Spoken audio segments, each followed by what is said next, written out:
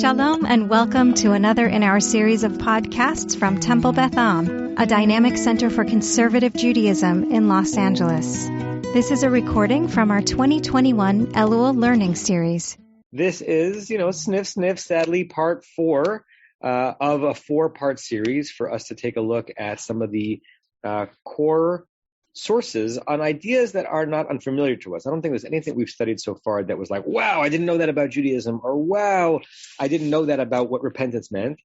But when people think about the Ur text, the central node of what Judaism has to say in an organized fashion about Teshuvah, it's the Rambam. And as going back to the first session, before the Rambam, it wasn't organized. There's no Masechet Teshuvah. There's no tractate in the Talmud that talks about Teshuvah.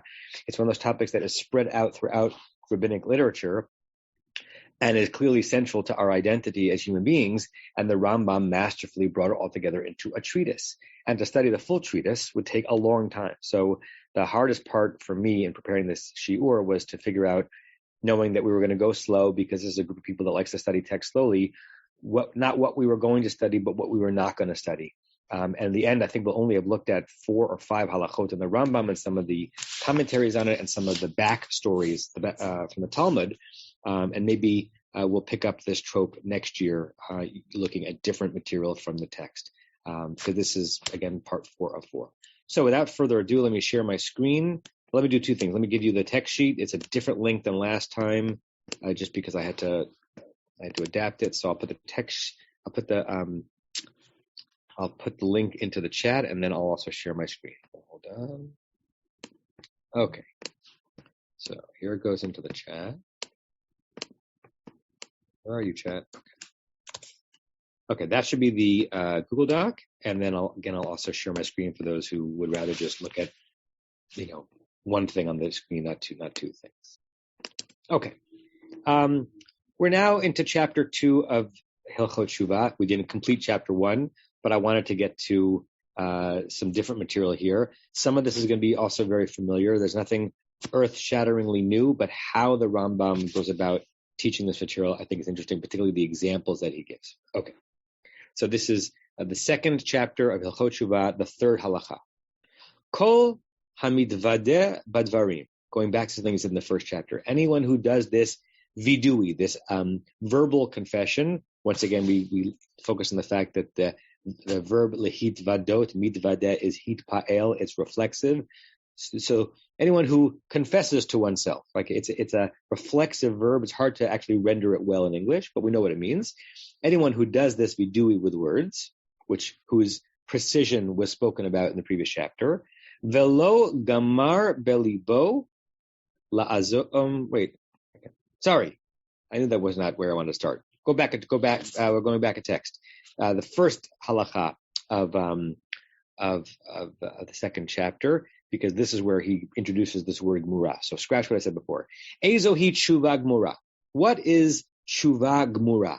Complete, total repentance. He had referenced teshuvah gmura above. Now he's defining it. Zeh sheba liado davar she'avar bo.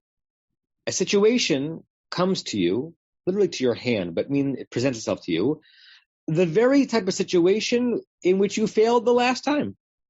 Ve'efshar biado.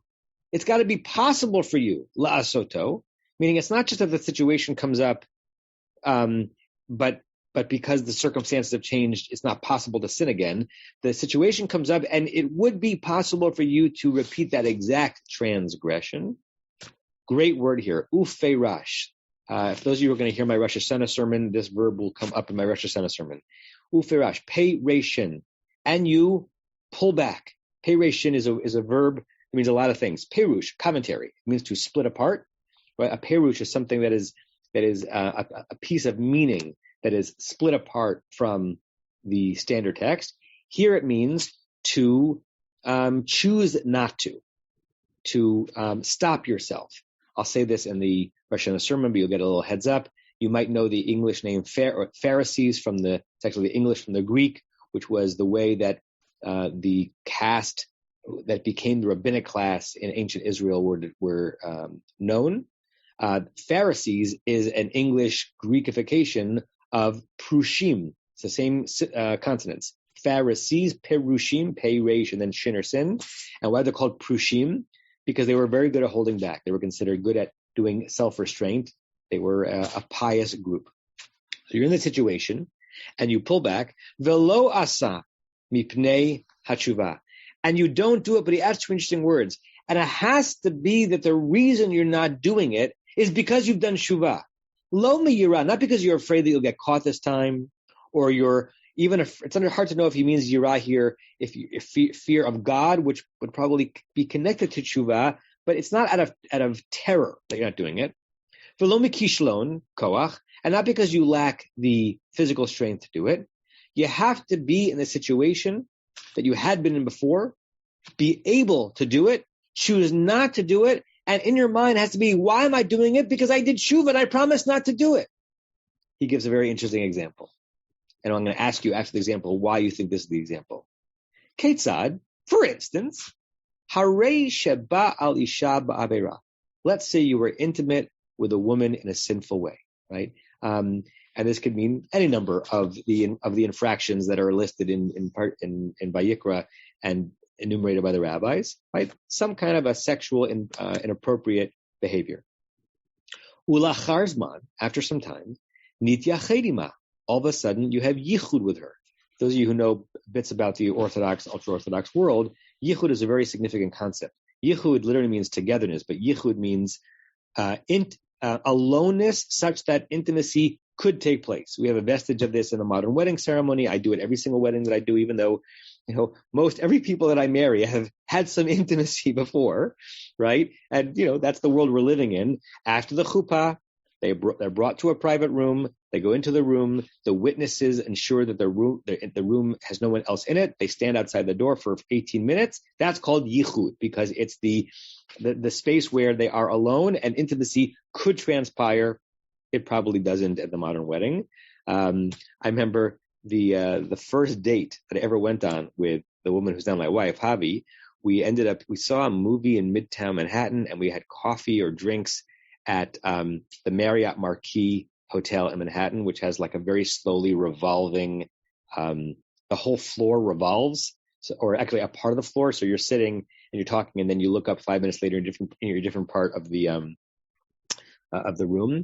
And the next table over was a couple clearly on a shidduch date. How do I know? A very frum couple, just by the way they were interacting, the way they were not touching. And it's very common that shidduch dates, the Orthodox and ultra-Orthodox world, take place like in hotel lobby restaurants or airports, believe it or not, pre-security, where there's enough going on that you can have some privacy, but you're not yichud. There's no yichud because you can't be intimate there. So we were with a couple who was clearly not having yichud, but trying to get to know each other for the first time. Okay, so what's the situation here?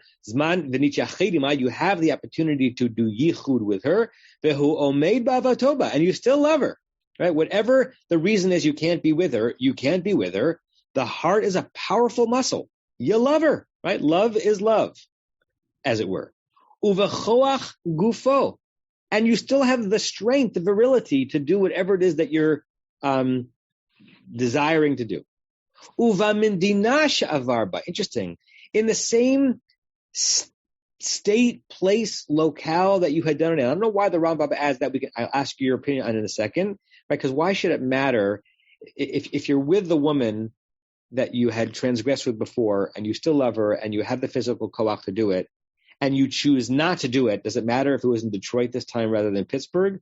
According to Rambam, for the teshuvah to be gmura, all the circumstances have to be as identical as possible. Ufarash, and even in that situation, you held back. Velo avar, and you didn't do it. Basically, wow. Ze bal teshuvah gmura. This is one who we would call, Baal here means owner, but it really means the one who could be described as having done full teshuvah. Okay, let's pause here. Tell me, what do you think of that passage? And why there are many sins that the Rambam could have chosen. Why do you think the Rambam chooses this one to articulate the fullness of teshuvah? Denise? I could think of three components. One is just the intensity of wanting to do that. Right. The second thing is that it's not a bad thing, right? It's not like stealing or something like that, where you could say, okay, the person has some kind of intellectual growth or whatever that's causing them not to do this thing again. It really can only come from concerns of tshuva.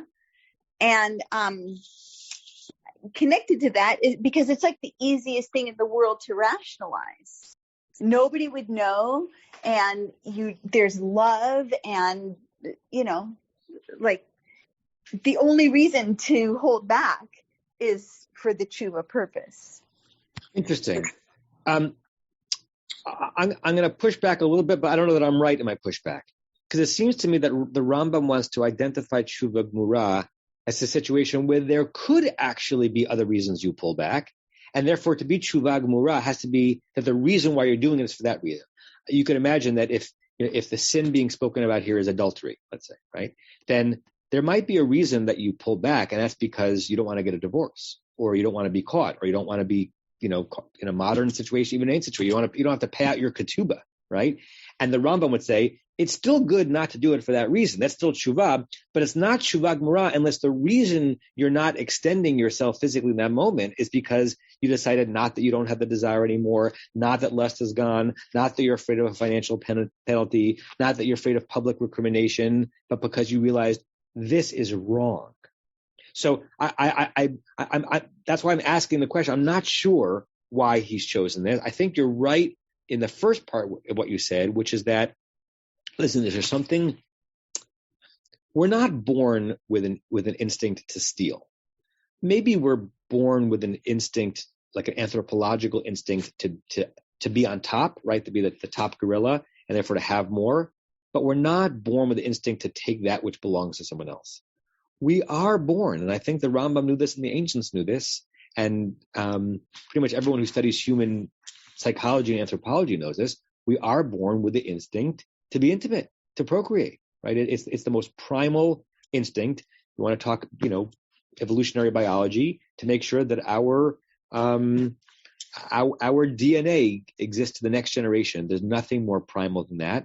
And I wonder if the Rambam uses this as an example because he might say this might be the hardest thing to do tshuva for, to do tshuva gmura, to actually overcome that prime instinct, not because you're about to get caught, but because you have used your prefrontal cortex, refined by your understanding of the tradition, to say, I'm going to overpower my brainstem.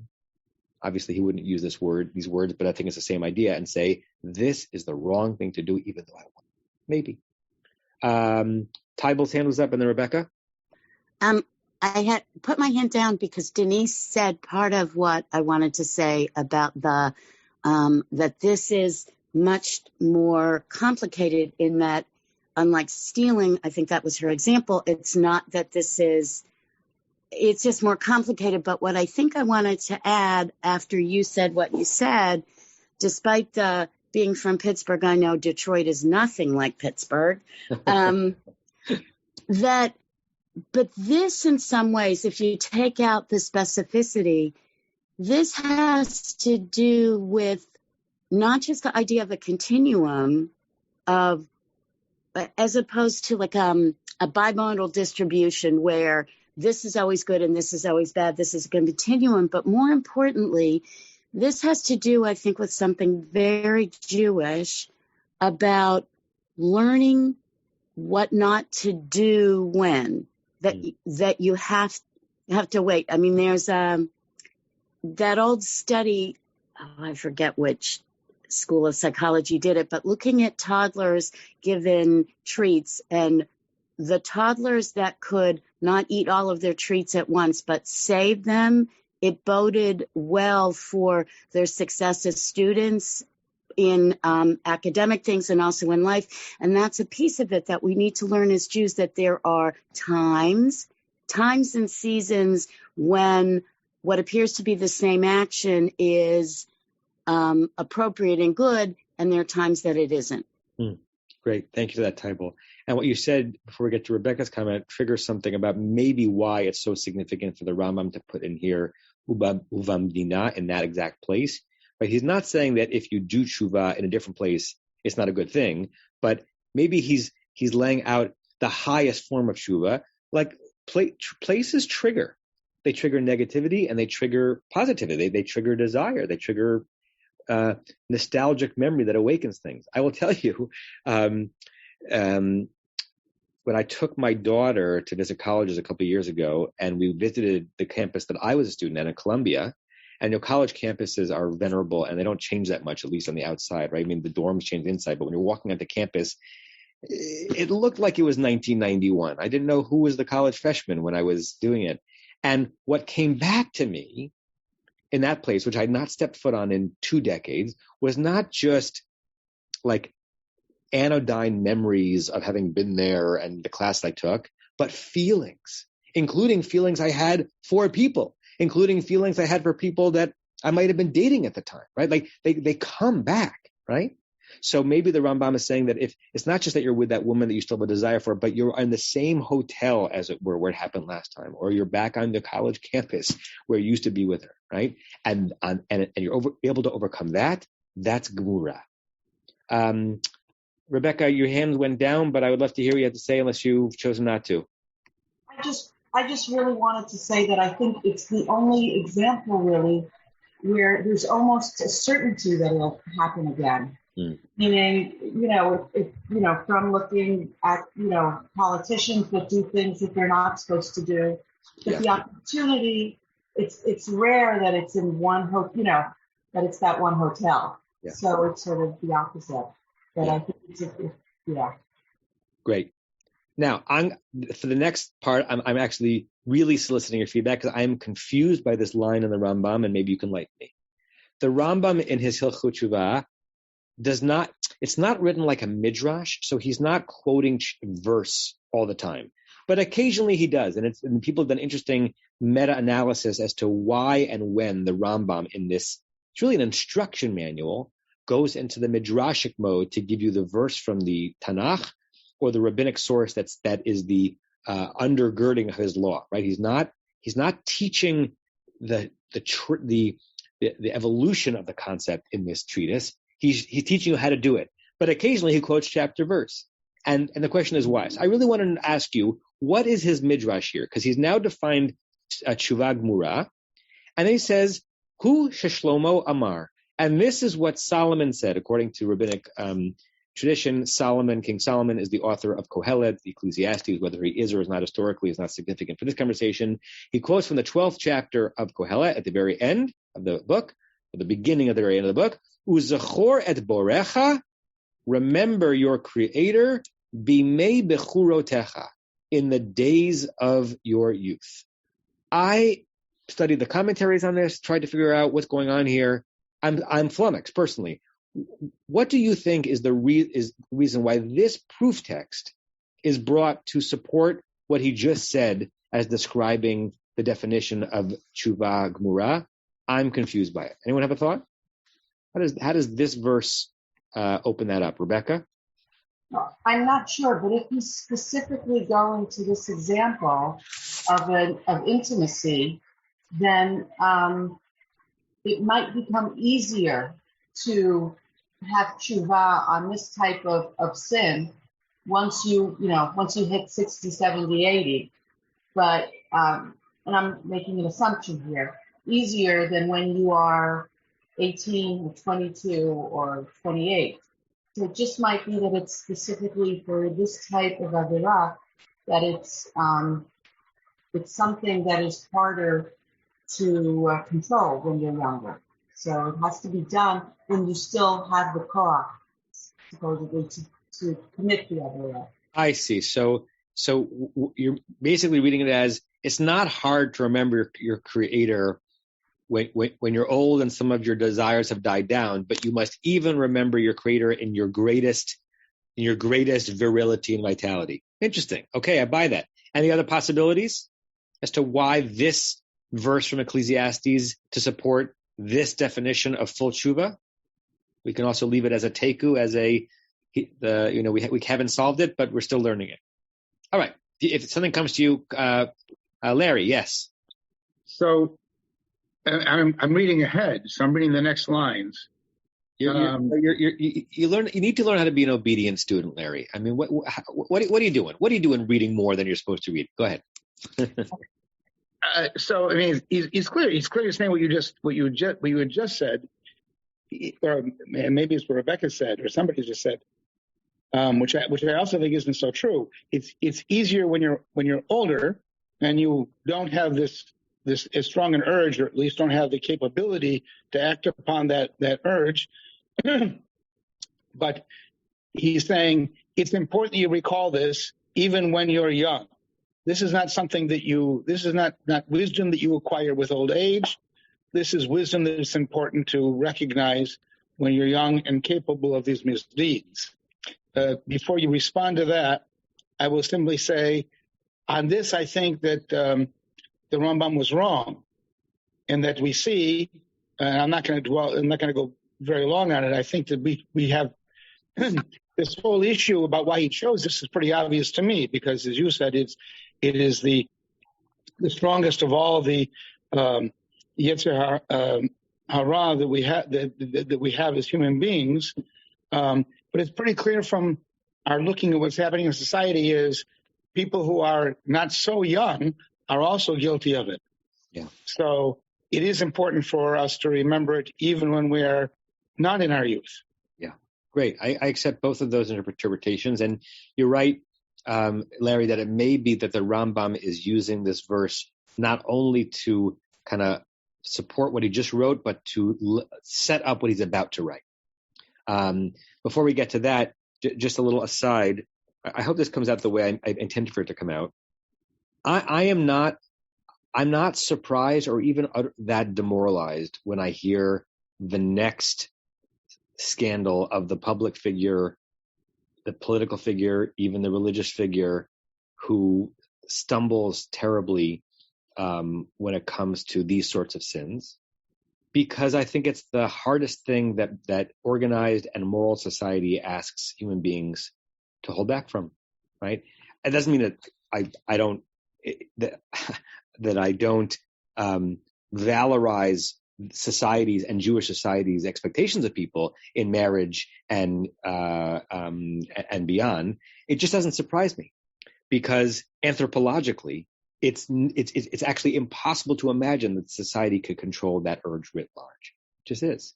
So the fact that we have a significantly high number of human beings in our midst who actually do marriage with fidelity and who do hold back from the very types of sins that the Rambam here is basically saying are the hardest ones to hold back from, I think that's a triumph of the modern human being.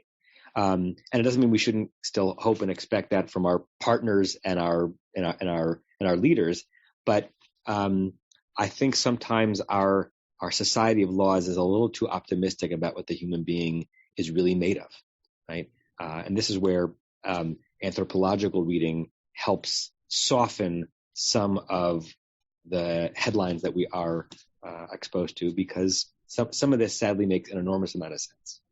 Michael, and we'll go on. I think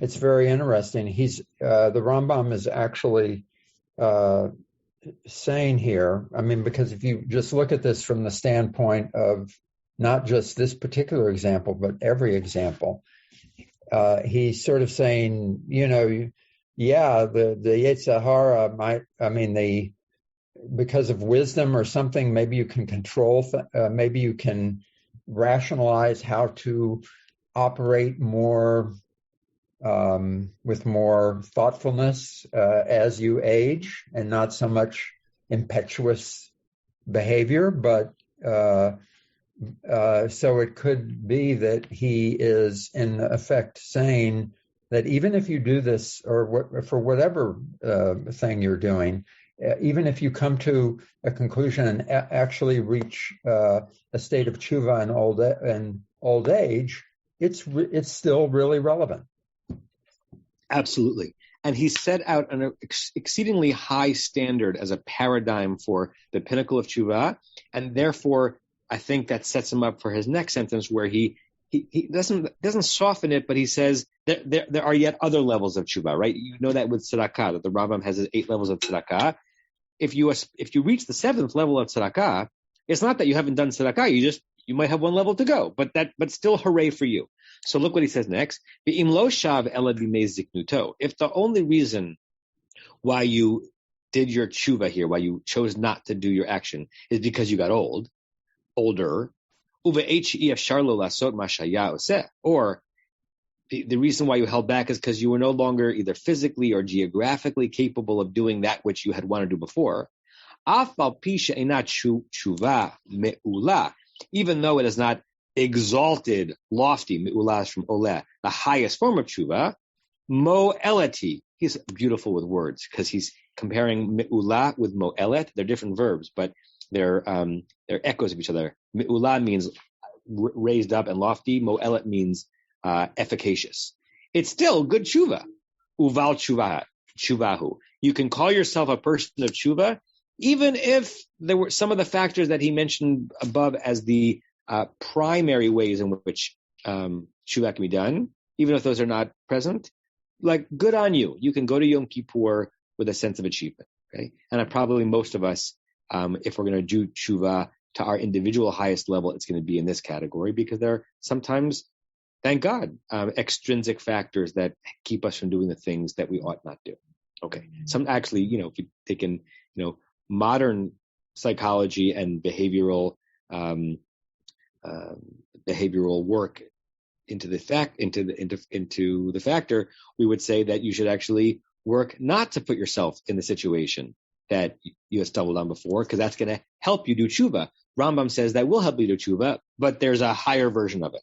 So we also have a concept in Judaism of lifnei iver lo titein michol. Don't put a stumbling block before the blind. Maybe don't go back to that hotel on your next conference with the person who you had a dalliance with last time. Maybe that's not a good thing to do. Maybe you shouldn't test yourself to see if you can get to the Rambamian level of tshuva, because you probably won't.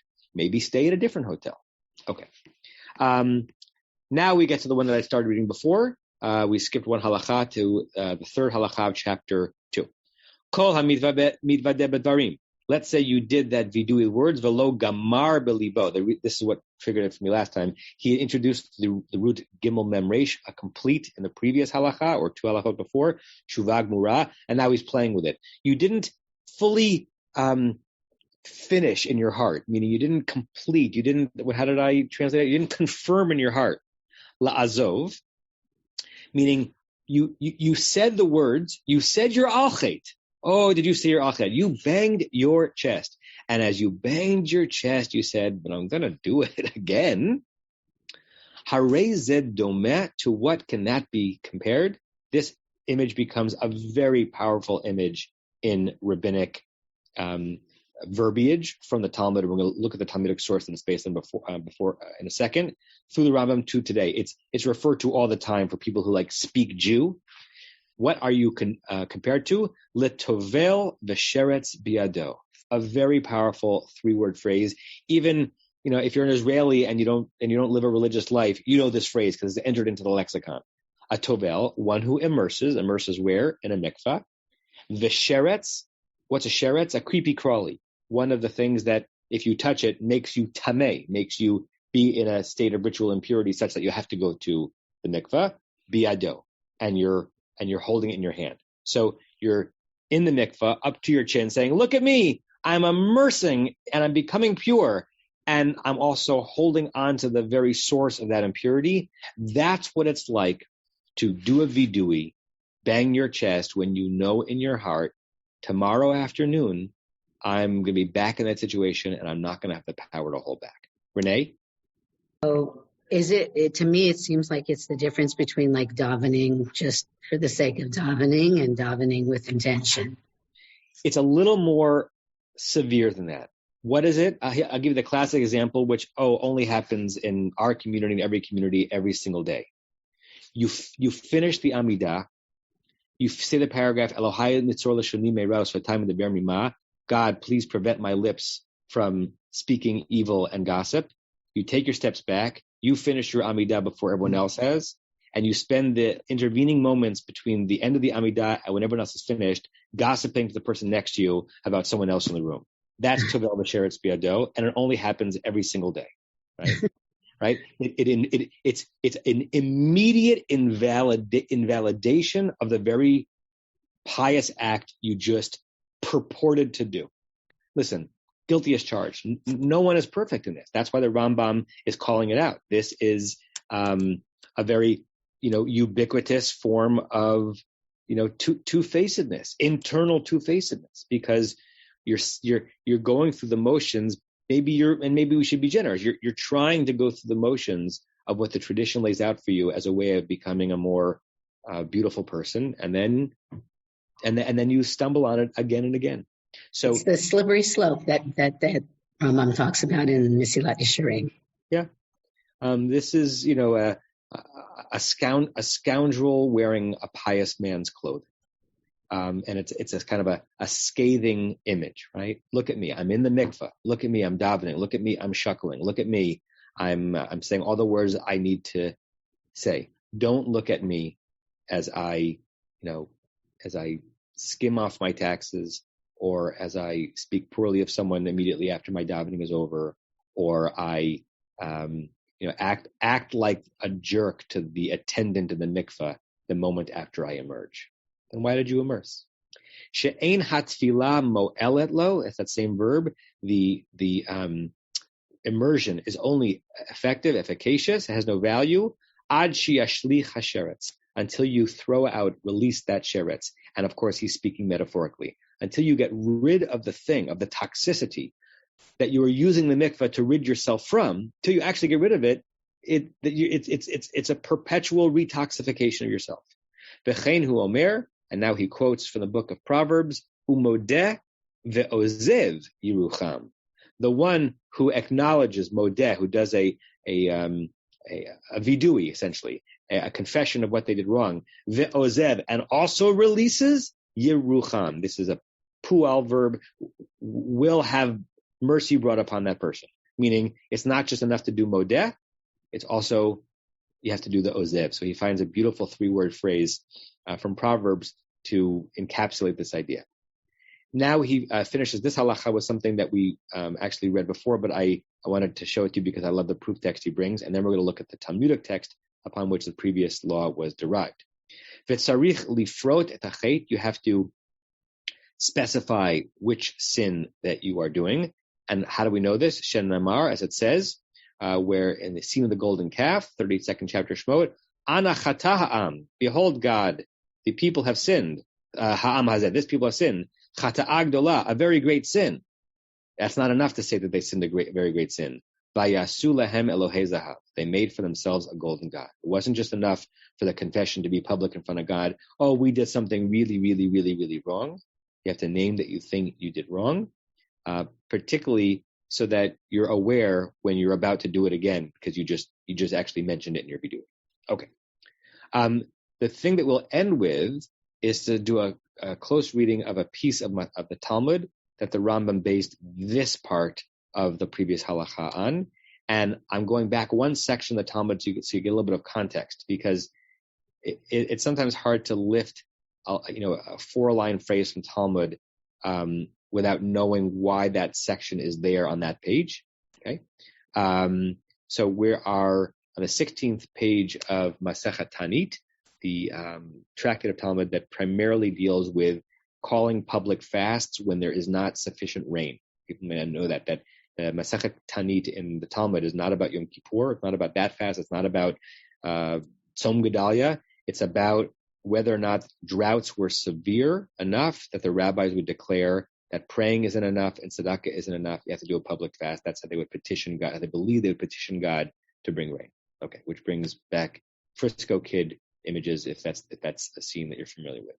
Okay, here's the Talmud. And so the Talmud here on this page is doing a very interesting thing, which is important in context. And a lot of the material that has to do with Teshuvah in the Talmud, not all of it, is in Masechet Tanit.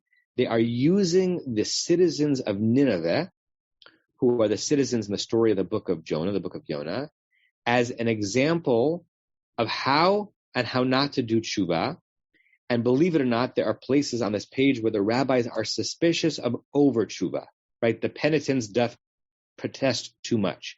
And the dangers of over-promising, right? Of over-restraining. The rabbis are not impressed with ascetics.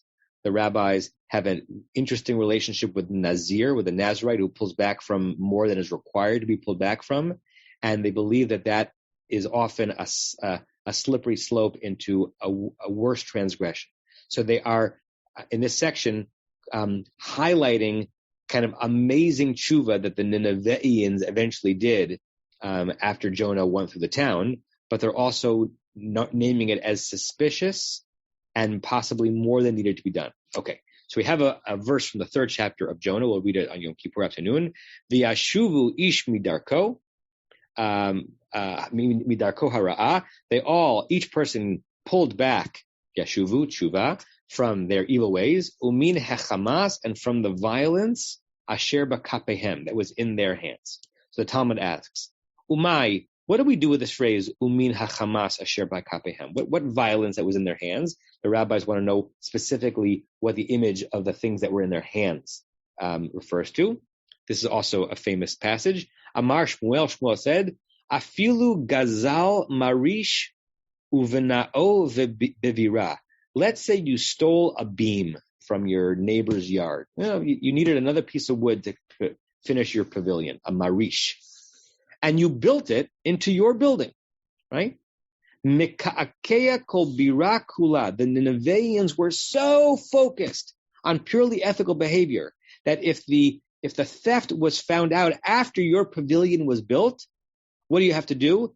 You have to break down the building that you built using the beam that you had stolen in order to umachzir marish levalav, in order to return the beam that you had stolen to its owners. That's not rabbinic law.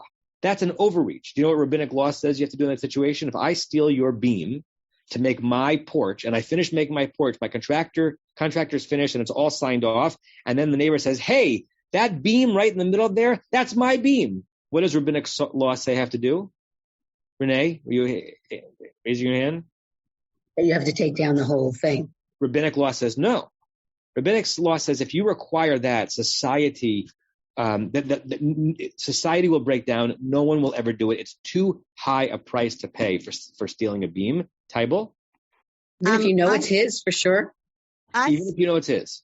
I thought, but for me, it's too early in the day to remember which tractate, that's why I think the legal term is conversion, that anything that's stolen under Jewish law is in fact converted, particularly if it's something that by stealing there's some kind of kinyan, it becomes the other person, so the thief is then liable to pay the cost and the subsequent costs. Correct. Particularly if the thing that was stolen is now part of another thing, such that by asking the thief to break it down, you would be way over punishing them, right? Now, by the way, this happens in modern civic law. You read all the time about, a contractor up in the Beverly Hills who clearly knew that he was building against a permit and is found out, and they are told, you have to tear this down. You bear the brunt of it. Rabbinic law says no. So in this scene, in the Talmud, the rabbinic law is saying the Ninevians are overdoing the tshuva that is upon them. It's not tshuva gmura. They're forcing an onerous and inappropriate payment. What does the thief owe? The value of that beam. That beam didn't have any specific significance. It had significance as something that the other person owned that they'd want to use in a future construction project. They can buy any other beam and put it in. Okay. So that's what this section of the Talmud is. There were hands that were up and then went down. Does anybody want to say anything? Okay. No, I was going to say what Tybal said. Okay. I didn't have the tractate background, but just my instinct because of Mishpatim was like, you just pay him for it. Good. Okay. Then one quick question. So I remembered reading about it today in my Daf Shvuti, and it says if somebody admits to a crime and entails a penalty like stealing, he doesn't pay double the payment. Only after he's convicted in a court does he pay a fine. So if he's convicted, if it's known that he stole that beam, the guy whose beam it was takes him to court and he's convicted, then he does have to somehow pay a fine for it. Sure, right? But he doesn't have to tear down his house, right? And depending on the circumstances of the thievery, it might be the thing that you stole plus a fifth. It might be double the value of the thing you stole. There's several different permutations, but what it doesn't require you to do, according to standard rabbinic law, is to return the actual item. If by returning the actual item, you're going to have hefsed merubah, an enormous loss of your own property, which is way more onerous than simply having to pay back the value plus a fine. Yeah. Bonnie? So you mentioned about the contractor and up to code, but some of those would be safety. So you might have to redo something besides a fine. Yeah. That was my own. Correct. I think sometimes, it's in the name of safety, and it's really in the name of really happens as a result of bureaucracy or a city just having had enough with this particular landowner, and so they're going to make him pay for it this time. But yeah, sometimes you have to break it down because it's wiring or plumbing, that really causes problems later. Correct. Anyway, I've had that experience. Okay, now let's read the section of the Talmud, which is the immediate next section, which is going to be familiar because it's basically what the Rambam restates in his halacha, but the Talmud says it in an interesting way as well. Amar Rav Ada bar Ahava, great name. Ada, the son of Love. His father's name was Love. His father's name was Love. Adam sheyesh be'ado avera, a person who has in his hand, meaning who has committed a sin, umitvadeh, and says a confession, ve'eno chozer ba, but does not return on it. So the Talmud uses the verb chozer. The Rambam had used the word shav because the Rambam wants kind of every time he refers to teshuvah as a verb to have it be the verb from which the word teshuvah is built. The rabbis use the word chozer. It's the same idea, to turn your heart. Lamahu domeh, what is that person similar to? La adam shetofesh sheretz biado. It's shorthand here, to a person who's holding a sheretz, a creepy crawly in his hand. The Talmud doesn't say who's doing it while entering a mikvah, but that's clearly the context from what comes forward. Sha'afilu tovel, the chol meimot sheba'olam. You could try to do a mikvah in the Pacific. And if that didn't work, you could do it in the Indian Ocean. If that didn't work, you could do it in the Atlantic Ocean. All of the waters of the world, remember that natural bodies of water are the original mikvah, right? So our mikvahot are facsimiles of the original mikveh hamayim. The word mikveh appears in the first chapter of Breshit. God kind of pulling together all of the waters is a mikveh. You could go into all of the waters of the world. And if you're still holding that sheretz biado, lo alta lo tefillah.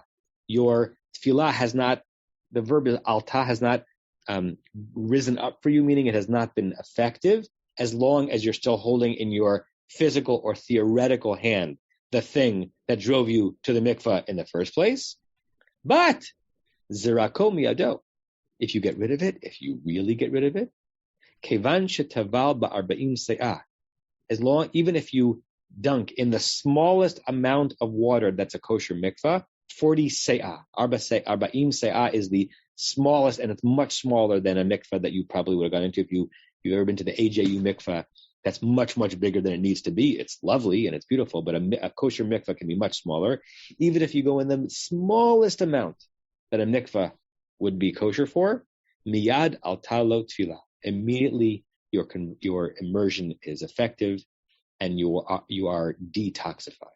So I wanted to end the teaching here, and we're going to end in a minute unless people have other comments or questions, to show you how the rabbis believed and Rambam codified that teshuvah is both really, really hard and really, really easy. It's really, really hard because there's a reason we do things that are wrong. There's a reason we have urges, or not there's a reason, it is just the case that we have urges that take us out of what our civilized society tell us are acceptable. And it's much easier to say I'm never going to do something again than to actually not do it again.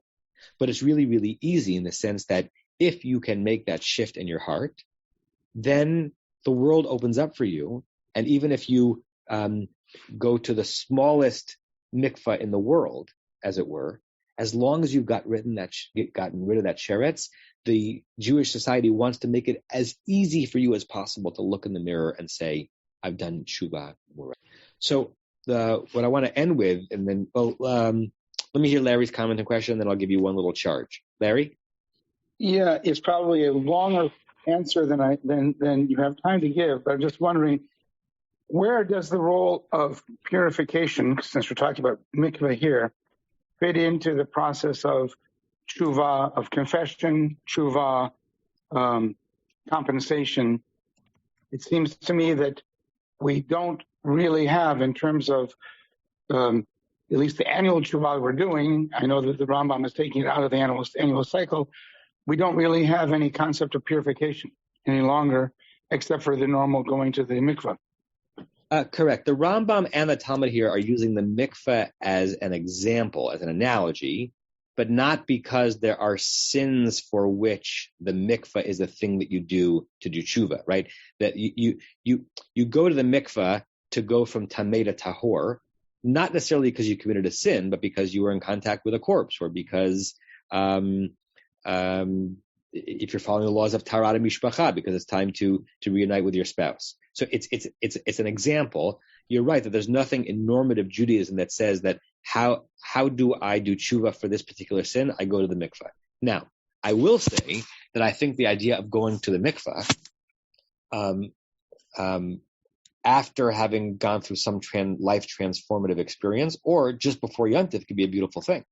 Some of you know that I have a group of biking friends, mostly from the synagogue, and I hope this is not TMI, but we bike on Sunday mornings, and the Sunday morning closest to Rosh Hashanah, we bike a little bit earlier so we can get to the beach when there's no one on it, and we lock up our bikes, and we all go into the water, and we use the Pacific as a mikveh.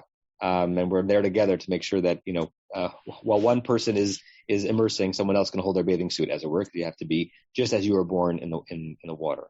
We're not doing that because as part of tshuva, we're doing it to get ready for the season, and it's a beautiful thing. I find it to be a beautiful ritual every year, to kind of go back to the womb, as it were, and see if I can emerge from those waters with a certain commitment in hand for how I'm going to live this coming year.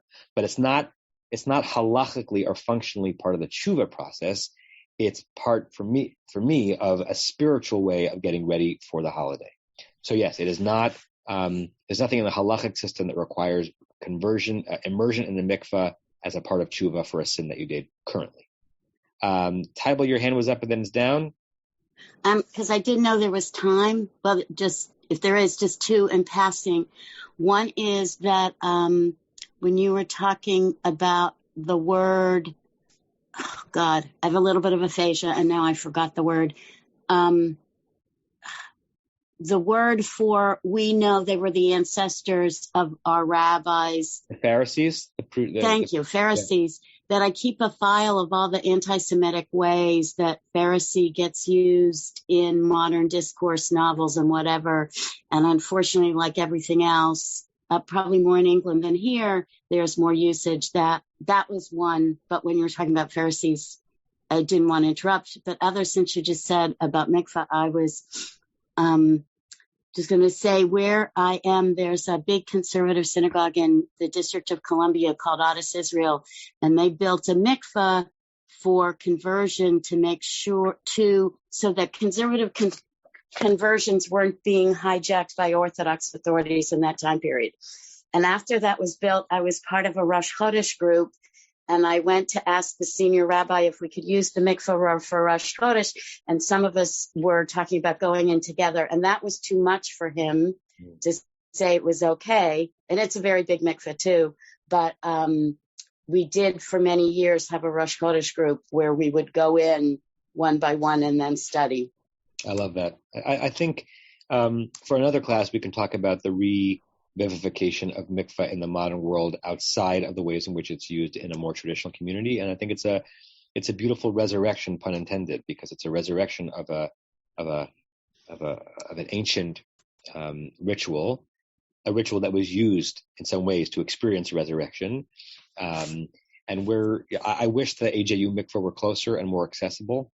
The mikvaot on Pico are fine. They're a little too entwined with the Orthodox community for our community to really use it intentionally and often. Individuals can use it, but you can't use it really the way that we would want to use it.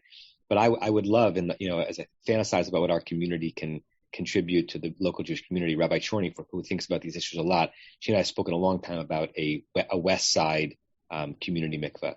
And the truth is, it wouldn't cost that much money. The space would cost more than the construction. A mikveh does not cost that much to build, because it could be a beautiful thing. People who go to the mikveh after a course of chemotherapy, people go to a mikveh after, God forbid, a mastectomy, or recovering from a divorce, or upon retirement. There's some communities that have their kids go to mikveh before b'nai mitzvah, right? There's an ick factor with mikveh, but there ought not be, right? If you do it in a safe and respectable and private way, introduce, new Jewish adults to the idea that this is one of the ways in which we mark transitions. So there are a lot of things we could do with it if it were closer and we had a certain amount of authority control over it. So that's a project for down the road. The charge I wanted to give to you is that the Rambam is laying out something aspirational, and it's good to be on an aspirational arc, right? I often talk about the geometric asymptote, right? The curve that's approaching the axis, but the equation is such that it'll never actually reach the axis. There are a lot of things that are like that in our relationship with God, in our attempts to show love, in our attempts to be kind. It's not like we'll ever say, yes, we're there, but we're constantly approaching a certain aspirational goal. I think the same is true with tshuva. And I also think sometimes we have to get real with ourselves and say, the hell with aspiration. This year, I'm going to do it. So my challenge to you, of your many sins, and I'm sure you have them, and so do I, see if you can find one this season that you can efface on the level of tshuva gmura. If not using all the specific criteria that the Rambam discusses in terms of being in the same place with the same person, etc. But your version of tshuva gmura for that one thing, that one foible that you pretty much promised yourself you'll never do again. In the world of recovery, they say never talk about again. Say, I'm sober today, I'm clean today. That's good too. But sometimes we have to cut things out of our lives, right? And sometimes there are behaviors that are in an ethical or relational or interpersonal or spiritual realm are simply no longer defensible. If you can emerge from Yom Kippur with one of those off your ledger, I'd say it's been a pretty successful season. If we come back to this text next year, we'll see there's so much more here, but I wanted to give you a window into it and resurrect the Rambam, who's still informing our behaviors and our ways of thinking of Jews more than 800 years after he died. You have been listening to another in our series of podcasts from Temple Beth Am, a dynamic center for conservative Judaism in Los Angeles. If you enjoy these podcasts, we invite you to write a review on the Apple Podcast site or wherever you get your podcasts. For more information about Temple Beth Am Los Angeles, go to tbala.org.